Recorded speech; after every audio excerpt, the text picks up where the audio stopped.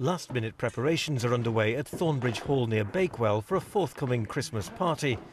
Under current government guidance, the event's allowed to go ahead, but already the venue's been getting calls from worried guests.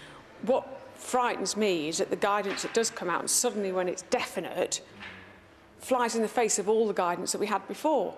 So before it was all the hospitality's fault, and now it's all the kids running around school and going to nightclubs' fault. So you actually don't know where you stand, and I can understand why people get confused. But for me, the hospitality, the way we've run it, has always been so safe because it's a controlled environment and we're controlling it. And what are you going with that for this year? What are you putting on that? Chef and restaurant owner Richard Smith says the hospitality industry has already been badly hit and is relying on Christmas to get back on track.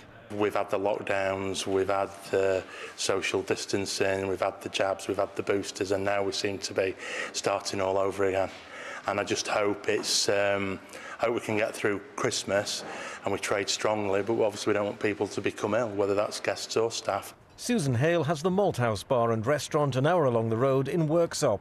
Business is just ticking over, but she's been having sleepless nights worrying that things could quickly change. It's just sort of put me back in this place of, God, what we're going to be doing? Are we going to be shut again in 24 hours? Are we going to have 48 hours notice? You know, because of the undecisiveness of all the things that are coming out from different people. You're getting told one thing, go out and don't cancel Christmas, and then you have a scientist turn around and saying, no, stay at home, don't mix, and then you've got somebody else say, I'll go to the office party, but don't snog underneath the mistletoe. So what are people supposed to think? Back at Thornbridge, they're very aware so many people can't decide if it's safe to party. I'm hoping the next few days it dies down a bit, but at the moment we are trying to be a bit proactive in organising because we know what possibly could come in the next few weeks. I really worry for all the people that work for us and in the hospitality industry. It's terrifying for them. They don't know if they're going to be in a job or out of a job this week, next week. It's scary. If COVID cases continue to rise, all eyes will look to the government for clear guidance.